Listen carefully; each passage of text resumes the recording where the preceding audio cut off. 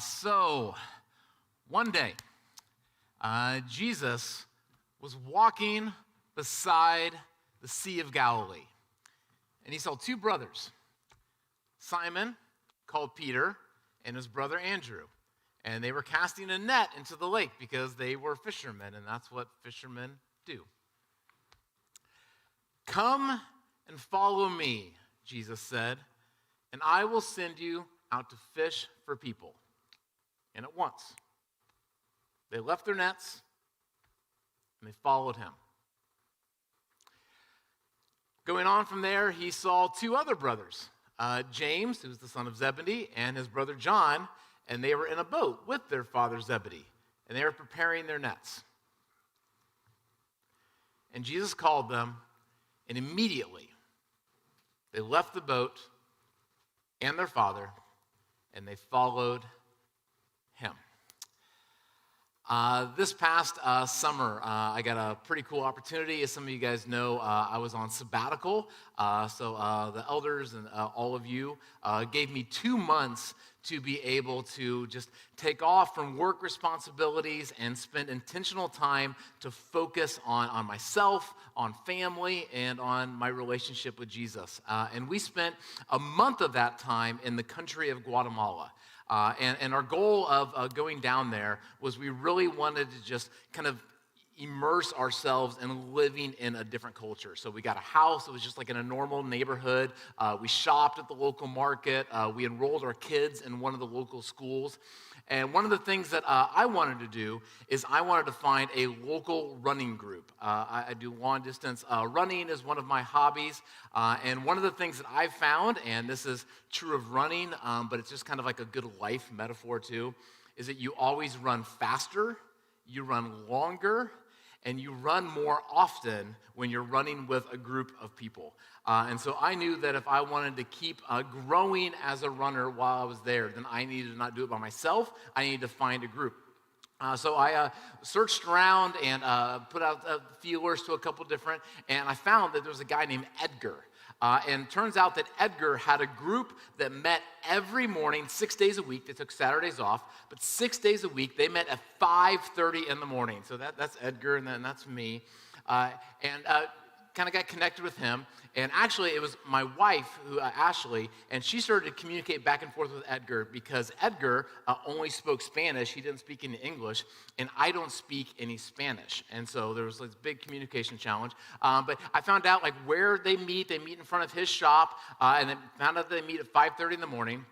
So early one morning, I got up, I got on my running stuff, and I jogged over to the shop, and I got there first, and so I was just kind of waiting, and then pretty soon some other people came, and I was hoping that at least one of them would speak some English. That way I would be able to communicate a little bit, but it turns out the whole group got there, and all of them only spoke Spanish, and I only speak English.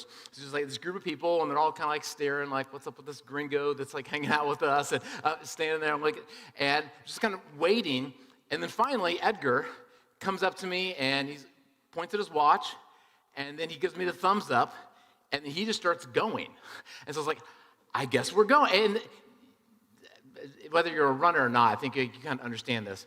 There's certain things that you want to know before you're going to go on a run. Like, for instance, how far are we going to go? Are we going around the block? Are we going a couple miles? Are we going lots of miles? How fast are we going to go? Where exactly are we going? I didn't know any of that. All I knew was that Edgar was moving, and so off we go. So pretty soon I'm following Edgar through the streets of Guatemala. We're in one village, and then we get out of that village, and then we're like going towards that volcano, which is pretty cool. Pretty soon we're just out in the middle of the forest and still running and going up hills and down hills and then through another little village. And what I knew is that no matter what, I was going to follow Edgar wherever he was going to go, because now I had no idea where I was. I had no idea how to get home. If Edgar was going to go left, I was going left. If Edgar was going right, I was going right. If Edgar sped up, if Edgar slowed down, I wasn't going to run ahead of Edgar. That wasn't going to work well. I wasn't going to try to get too far behind Edgar, or I would get lost. I was just going to try to stay as close as I could, because my best bet for having a good time that day, my safety, my whole kind of welfare was seeing how close I could stay and how well I could follow behind Edgar. And it turned out great. It was a good run. And for the next month, as far as running goes at least, I dedicated myself to meet with Edgar on early mornings and to follow him wherever he was going. And here's why I bring that up. Starting today and going really all the way until the summer, but specifically till Easter, we're going to start a series that is about how we as a group of people can best follow Jesus. Because my agenda from now until Easter, and really our agenda, like always as a church, is I want to do whatever we can. We want to give you whatever tools, programs, the reason why we do these Sunday services twice a month, the reason why everything else, all those other tools and programs that are in your program there, they are all about this idea of how can we best follow Jesus. And here's why I think it matters so much. Because there's lots of different people that you can follow in life. If you decided that you wanted to fly down to Guatemala, you could follow Edgar. And I'm convinced that if you started following Edgar on a regular basis, you would become a better runner if that's what you decided you want. But who knows about the rest of life? But here's what Jesus says about himself, is that the reason why he came is that he came so that we can have full and lasting life. So that the way that life was always meant to be, if you want a full life as far as how you feel on the inside, if you want a full life for how relationships look, if you want a full life, what Jesus says is the way to get it is by following him. And that's what I want for myself. That's what I want for my family. That's what I want for every single one of you. So today I just want to do a little bit of an introduction of what this looks like, this idea of following. Because when it comes to following Jesus, it's a kind of this big, broad concept. And so here's a couple things. First, the idea of following, it's bigger than just activity. Sometimes we can think of it going to church, that's like a good thing, or reading your Bible, or praying. There's lots of different activities that you can do in the pursuit of following Jesus, but just doing activity does not necessarily mean that you're following. And some of us know this in very real ways because we've had experiences in our life where for a lot of times maybe we were very busy with church activity, or maybe you know someone and they were very busy with church activity, but they weren't really following Jesus. And part of the reason why you know that is because all that activity was not leading to a full life. It was leading to an exhausted life, a burnout life, a life full of maybe guilt and shame. And so following is more than just being involved in activity. So as we're talking over the next couple months, what I don't want to hear you saying is that we want you to get a lot more busy with activities. You might end up adding activities to your life, but that's not our goal. We want you to follow Jesus, and following Jesus is bigger, broader than just being a part of activities. Secondly, following is more than just knowledge. Again, there's so many things that you can know. There's so many things that you can know about the Bible. There's so many things you can know about Jesus. So many you can know about the context and the history, and you can search different languages. And like when it comes to the idea of like studying Christian ideas, church history over the last 2,000 years, there is so much that you can know. And I would love for you to know some things. But just knowing more does not necessarily make you a follower of Jesus. And actually, it's very possible, and some of you, again, have lived this, some of you have known people, where their knowledge was very, very great. They knew all kinds of things about Scripture. They could quote all kinds of different things. But when you looked at their life, or maybe when you looked at your life, it was not a full life. They weren't living with that Jesus, hope, peace, patience. They just knew a lot.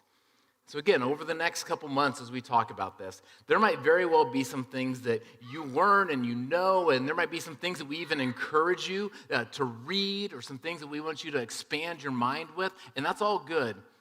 But more than just knowing more, we want you to become a follower of Jesus.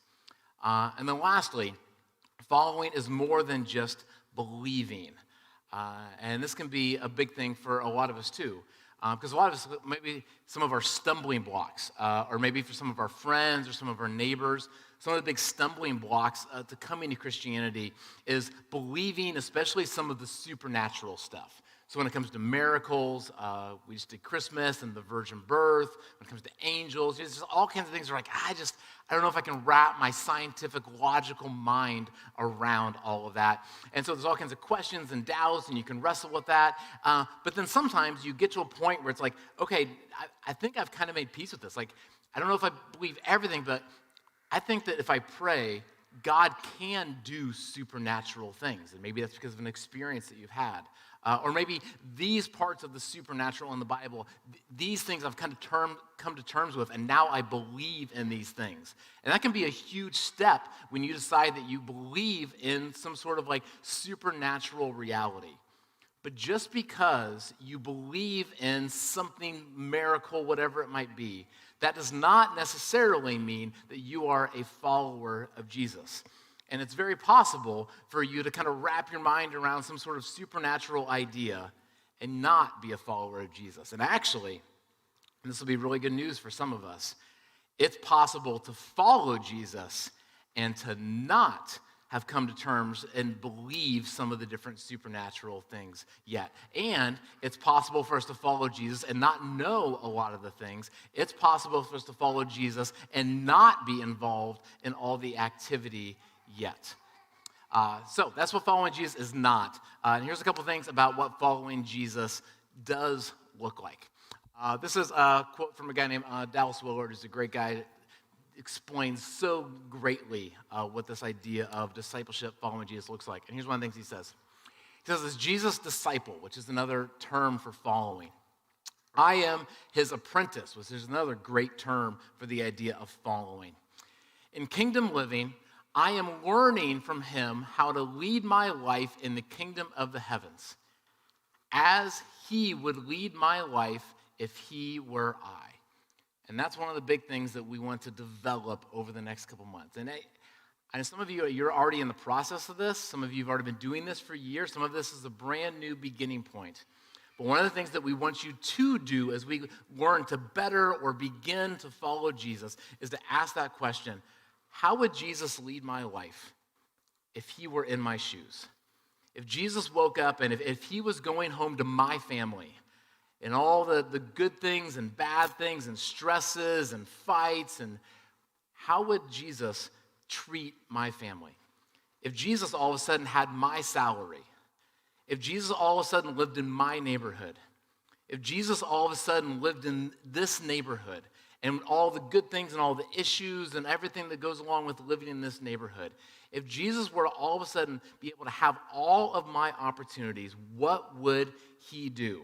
And I think that's kind of part of the first question, is just to kind of wrap our minds around just what would Jesus do? And then, if it's different than what we would normally do, to say, now I have a choice. Here's what I think Jesus would do if he had my salary. And here's kind of like what I would like to do with my salary. Here's what I think Jesus would do with that annoying roommate, that annoying coworker. Here's how I would like to treat them. And decide that I'm going to follow Jesus' way. What would Jesus do, and how could I follow it? Here's another way to think about it. This came from, there's an app that we encourage you. It's in your program called Lectio 365. This actually came up in the Lectio this past Friday, so some of you might have seen it. We've been playing that, just kind of cool, a coincidence. But here's what they said. Again, Jesus says, follow me, says Jesus. Learning in his day was hands-on, life-on-life learning. And that's a big piece of what we're going to talk about over the next couple months, is that what we want to talk about as far as learning how to follow Jesus is not just like a abstract, far back kind of studying Jesus, but it's actually living our day-to-day life with him. Here's a little bit of what it looks like. Next Monday, we'll celebrate Martin Luther King Day, which would be a great thing. And it would be one thing if you heard of someone who had been studying Martin Luther King Jr., they've read all of his different sermons, they've read his books, they've really studied who he was and what he stood for. Like, that would be a significant thing. That person would potentially be a good follower of Martin Luther King Jr.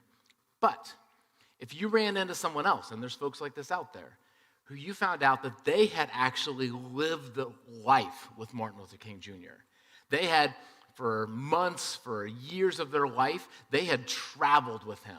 They ate dinner with him. They saw him before the speech. They saw him after the speech. They were part of his inner circle.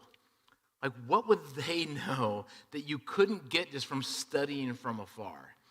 And what we're going to talk about over the next couple months is not how we can just from a distance 2,000 years removed, but what we believe, and some of you might already believe, some of you might come to believe, is that it's possible right now to walk with Jesus hands-on, life, every day of your life. You can wake up with Jesus, you can eat breakfast with Jesus, you can go to work with Jesus, you can drive with Jesus, and just have your life changed by living your life with him. And we're going to talk about what that looks like. It goes on, Eugene Peterson, sorry, go back one, Azid. Eugene Peterson described Jesus' invitation succinctly. Walk with me, work with me, watch how I do it. Again, that's what we want to encourage over the next couple months. Again, just kind of by way of introduction as we're going into this. Again, you can go to the next one now.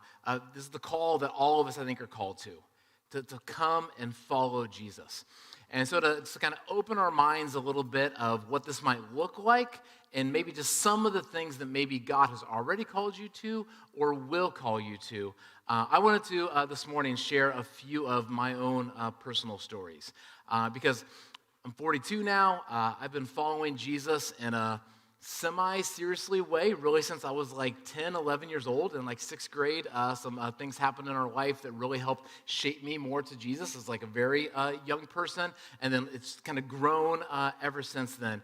And so I want to stress in all these stories, these are things that I'm doing very imperfectly. So I by no means am saying that I have perfectly followed Jesus in my life. There's all kinds of ways where I have intentionally decided to not follow Jesus, and I have different stories about that. And I'm sure I'll share some of those over the next 2 months.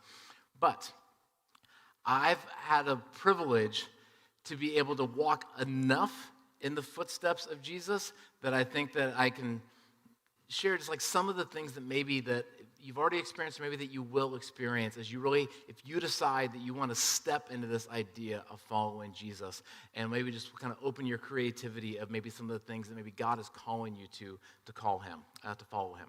So here's a couple of the stories I want to share for this morning.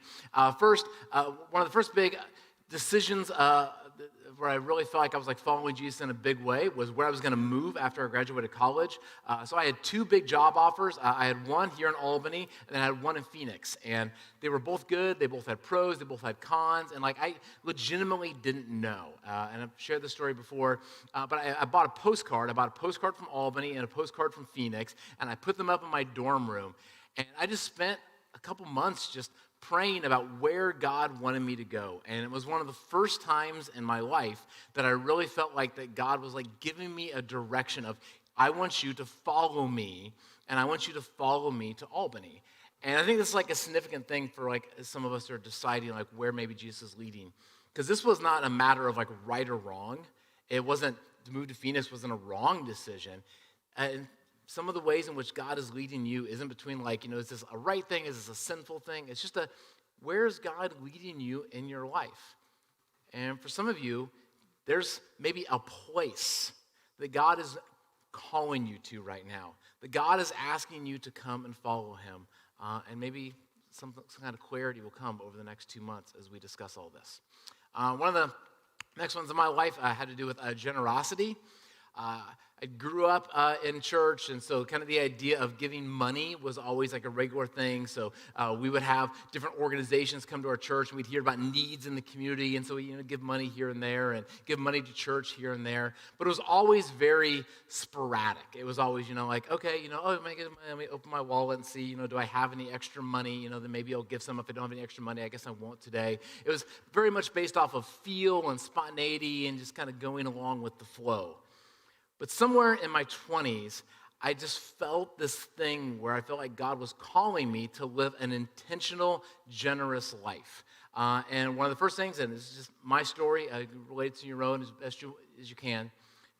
But one of the things I felt like God was calling us to is in my growing up, there was always this idea of like, if you could give 10%, that was kind of like this like big number. So it's like, could we work where we were giving 10% of our money away? And that was something that Ashley and I worked for a little while.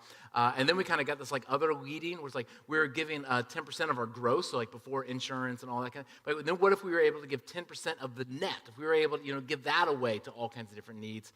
And then we had this thing of, we felt like God was calling us to, you give 10%. What if you gave 11%? Could you give 12, 13? And for the last 20 or so years, we feel like we've been on this journey of God just like kind of saying like, can you be even a little bit more generous? And it's been just kind of an amazing thing as we followed Jesus in that journey. Another big one for us has to do with serving. Somewhere along the way, I got introduced to a bunch of teachings where I saw that one of the things that Jesus was regularly doing was he was regularly spending time with poor and marginalized people. And so I kind of had this thought in my mind, in my spirit, that if I'm going to follow Jesus, then I need to be spending regular time with poor and marginalized people. And I looked around at the people I was normally spending time with, and that was not the world in which I was spending my time. And so Ashley and I kind of felt this like move that we needed to spend more intentional time with folks that were just kind of a couple rungs lower than us on the ladder. And in some ways, were actually higher than us on the ladder. It's kind of one of the learnings we've had by working with different people. So we started traveling outside the country. It's kind of our first journey and working with different people in different villages across the country. And then we were introduced to lots of different things here in Albany. We started working with different organizations in our city. And so much of kind of the DNA of what we've been trying to do as a church, of trying to just be involved in our community and serve our community, all kind of comes out of this journey that started for some of you and for myself, of Jesus just saying, come and spend time with these people. Come and spend time in this neighborhood. Come and pay attention to this cause. Come and let your heart be moved by this thing. And it's been just a really amazing process. This next one was pretty big, and a lot of you guys have seen this journey play out. I think this is a super interesting one because Sabbath, it's the idea of taking one solid day off each week for rest and relaxation and feasting. And this is something that we've talked about, or especially I've talked about for a lot of years. Some of you might remember, if you've been around for a long time now, we're about a 9-year-old church now. And 9 years ago, we were meeting in a hallway across the city in Sage College. And there was just about 15, 20 of us back in those days. And it was this little bitty group. And we spent, around this time of the year, 9 years ago, we spent a lot of time with that group talking about what kind of a church we were going to become. And I remember that I spent at least 2 of those hallway meetings intentionally laying out this idea that we are going to be a group of people who practice Sabbath. I said it, I knew it, I believed it, and then for basically the last 7 years, I did not live it at all. And many of you who saw me living my life, saw us living our life, you saw that. We were just working, busy. And then somewhere in the craziness of the last few years of the pandemic, God's finally gotten a hold of us, and he just kind of kept calling us like, come on, you take a break. You don't need to work so much. You don't need to keep doing all this stuff. You can take time for your family. You don't need to answer every email that comes in today. You don't need to. Finally hearing that call, we listened. And it's just been life-changing over the last few years. It's been amazing. Next one, loving our neighbors. Again, one of the things you see in Jesus is he's just always just spending time with the people around him and loving the people that are there. And I just think you can't really follow Jesus if you don't love your neighbors. And so years ago, we kind of got that in our minds and our hearts, and we thought that's going to be a problem because we don't know any of our neighbors. We don't know their names. And so back when we still lived in Guilderland, we lived in an apartment, we started taking intentional time to get to know our neighbors, and then we started to invite our neighbors over for parties and for dinners. And then when we bought our house here in Albany, then we started to get to know our neighbors there. And we've just been on this journey of God saying, we want you to not just to like see your house as a place that you live, but we want you to see it as I've placed you in this place for a specific reason. And what would I do? What would Jesus do if I lived in your neighborhood? Well, I would get to know the people, and I would listen to them. And if they had things going on, if they had things that they needed help with in their yard, at their house, or if they needed a friend, or if they just wanted to get together for parties, I would be at the center of that. And so we've been trying to follow that. Two more. This next one is a not as fun one. I won't go as deep into this, but there's definitely been numerous times over the last few years, and I can think of a couple, where there's something going on in my life that maybe I hadn't been as honest with people as what I needed to be. Sometimes there was something going on in my life that I was struggling with, and no one else knew. And one of those kind of things kind of wells up of like, I think other people need to know. I think you need to be honest. I think there needs to be some confession in your life and some vulnerability. And to take that step can feel incredibly scary. But just that feeling, just come, follow me. It's okay. Be honest. Open up. Create deep relationships in your life. And that's been a whole deal. Then the last one is something that is new for this year. So maybe as some of you, I've been praying, getting ready for 2023 and trying to figure out kind of, God, where are you leading me to this year? And one of the things that's kind of kept coming up is this idea of just gratefulness and thankfulness. That there's way too many times in my life where the people in my life that like I'm so indebted to, that I love so much, and that in my mind, I'm like, oh, they make me smile whenever I see them. But the amount of times that I actually go out of my way to be grateful for them and thankful. And again, that's something that we've talked about routinely in the history of our church. I just suck at it. And so God's calling me, following me to be thankful. Again, I just want to share a few of mine, because my thought is that is true for every single one of you. That many of you have stories already where God has called you to follow, and you've taken God up on that, and you've followed him. And one of the things I think would be super cool over the next couple months is if we just got into a real rhythm of sharing those stories. That if in your small group, in your one-on-one, as you all have stories about times where you felt like God was putting something on your heart, on your mind, and asking you to follow, and you've taken that, and now you can like share. I think it was so cool if we just were sharing those stories on a regular basis. But maybe one of those, or maybe something else. There's something that you already know that God's calling you to. God's asking you to follow him. That God's asking, saying, if I was living your life, here's what I would do. And I know here's what you would do, here's what you have been doing, but God's calling you to something different. And over the next few months, we want to walk together as a community to help us to be able to take some steps to actually do that. A couple of things I want to let us know about following for today. The first is that following is open to everybody. And one of the cool things that we'll see as we look at the folks that Jesus asked to follow him was that he kind of went out of his way to make sure that we knew that this is for everybody. So people that were big-time sinners, people whose lives were just a mess and a wreck, like Jesus regularly asked them to follow him. So if you feel like your life has just been like a disaster of sin and mistakes, you're invited to follow. People that were unbelievers, people that had doubts and questions, he was regularly asking them to follow him. And I think, again, this is good news. They didn't have to figure out all those beliefs before they started following. Often their belief and their trust in God grew as they followed, and it took years sometimes. And so you can start following Jesus way before you believe some of the different things, or even if you ever do. And then the marginalized people that just felt like they were on the fringes of society. Maybe even as you sit here amongst this group of people, you just feel like an outsider to some extent, and you are invited to follow. Another thing about following. Following is not about a one-time decision, but following is about a lifestyle. This isn't about a one time over the next couple months. You might say, like, okay, fine, yeah, I'm going to check a box, now I'm going to follow Jesus, and then you move on the rest of your life.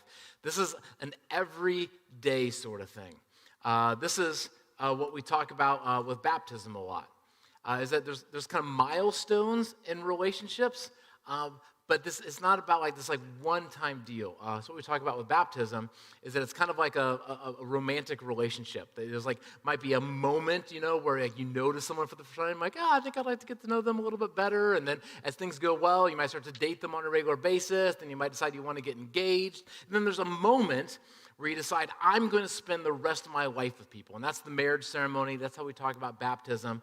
But that's not the point, is the one-time decision of, okay, I'm going to marry you. It's now we're actually going to be married. Now I'm actually going to live the rest of my life with you. And then we talk about following Jesus. That's what we're looking for, is every single morning, every single day, I'm going to walk with you. I'm going to live life with you. Next thing I want to make sure we know, following is not about completing a to-do list. Following is about a relationship with Jesus. This isn't about, okay, let me just get a list of all the things that Jesus did in his life, and now I'm going to do those things in my life too. This is about actually having a relationship with Jesus. Again, kind of thinking about like a romantic relationship. This isn't about, okay, now I'm married, so now I'm going to clean the house, I'm going to take care of chores, I'm going to do date nights, I'm going to get flowers. It's about, I want to actually be in a relationship. The goal of this whole thing is not to like complete a list and to somehow like, if I do all these things, now I can have a full life. The full life comes when we're in a relationship with Jesus. And all the activities, all the knowledge, all the belief, all those are leading us to actually being able to live each day with Jesus in relationship. And that's what develops the full life. And then last thing I want to make sure that we know as we're starting this, is that following is not about earning love or grace. This isn't a matter of, okay, God is kind of standing back and watching the way, but somehow if we start to do these things, now God will give us love. Now God will give us grace. God already loves you completely. God already is giving you as much grace as he can possibly give you in any given moment. What this is about is helping us to actually experience it and live in it. Because it's so easy to live our lives, and even though God is just like pouring love down, we don't feel it. And we don't feel the love of God. And even though God is pouring grace down on us, we just don't feel the grace that Jesus is giving us, and we live in guilt and shame instead. And so as we start to follow Jesus, it just opens up our minds, it opens up our hearts so that we can actually experience and feel what Jesus has been giving us our whole life, but now we just kind of have the eyes to see, the ears to hear. And so, for the next few months, we're going to give this invitation for you to begin or for you to go even further in following Jesus. Because one day, Jesus was walking beside the Sea of Galilee. And that's what he did 2,000 years ago. But I think today it could easily be said that Jesus was walking through an old auditorium of a Lutheran church.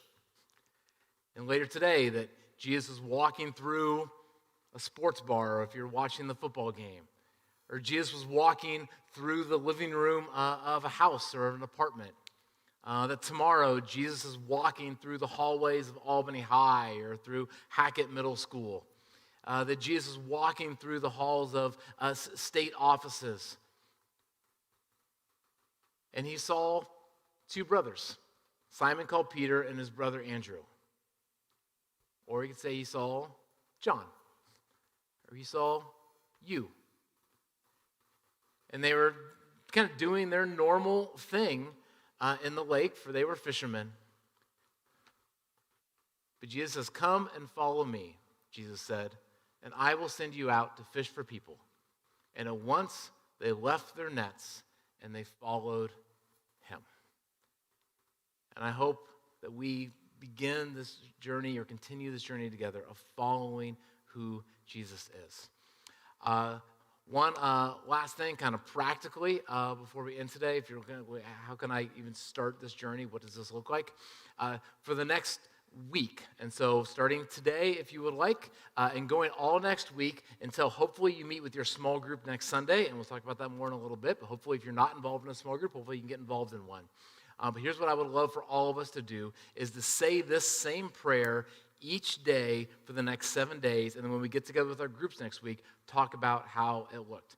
So here's the first part of the prayer, is God, where are you already at work? Because what we believe is that God is already doing something in your house. He just wants you to follow along with what he's already been trying to do in your family or in your home. That God has already been at work in your friend group. That God has already been at work in your office. That God has already been at work in whatever circumstance you already find yourself in. That God is already, but maybe we've been so busy with our own agenda, we've just been missing it. And so ask, God, how are you already at work? And the next question, how can I join? How can I be a part of that? And that's really Jesus' offer to, I want you to come and follow me and be a part of what I'm already doing in your life, in your family, wherever it might be. And then to actually follow, to actually take the step of actually obeying. And I think that if you took the time to pray that every day this week, then some things would start to bubble up in your mind, would bubble up in your heart and soul, however that works inside of us. And you would feel like you have a decision point. And I would love for you to be able, and when we get together next week, some of us talk about really big things maybe that God called us to, or maybe it's like super small, little tiny things. There'll be times where we went ahead and we actually followed, and those are super fun to share. And there's times where we're like, I felt like this is what God wanted me to do, but like I just wasn't quite ready yet. And so that could be really great to share too. But I would love for you guys to be able to talk about that and share that. And then, very last thing, we'll talk about this as we go on, but I just want to make sure that we're all on the same page as we begin this journey of following or better following Jesus. Is this part that in the scripture that we kept reading? Go to the next one. That as they were coming and follow, that there was this part where they had to leave. That once they left their nets and followed him. And I just want you to be aware, and we'll talk about it more specifically in a couple of the weeks coming up here. But this idea of what Jesus is calling us to follow can't just be an add-on to everything else in our lives. It's not going to work. But as you decide to start following Jesus or following Jesus in an even greater way, there's going to be some things. Some of you already know exactly what it is, or maybe who it is. There might be some things that you need to leave behind because you might not be able to keep up everything else in your schedule, everything else that's in your priorities, everything else that you want to do, and follow Jesus. And so I just want you to be aware that as God starts to bring things to your heart and to your mind, that he will call you to some things that you're supposed to move towards, and there might be some things that God is calling you away from. But as we do, if we decide that we want to take steps to together follow Jesus, what I believe that we will find is that in him, and really only in following him, is the full life that all of us are promised and can start to live in today. So let me pray for you, and then we're going to have some time for reflection. Jesus, thank you so much for your invitation to follow. And my hope is that for myself, and that for everyone who's watching online, and everyone that's in this room, and anyone who might watch later, that we can take steps towards being a group of people that just are right in tow following behind. As I was following Edgar through the streets of Guatemala, that we just follow you through the paths of our life. And that where you're leading us individually, where you're leading us as groups of people, as you're leading us as families, as you're leading us with decisions with our money and with our time and with our talents and with where we're going to put our energy, that you just lead us in such a way that we are just behind you and following you. And that as we do, we find a full and meaningful life.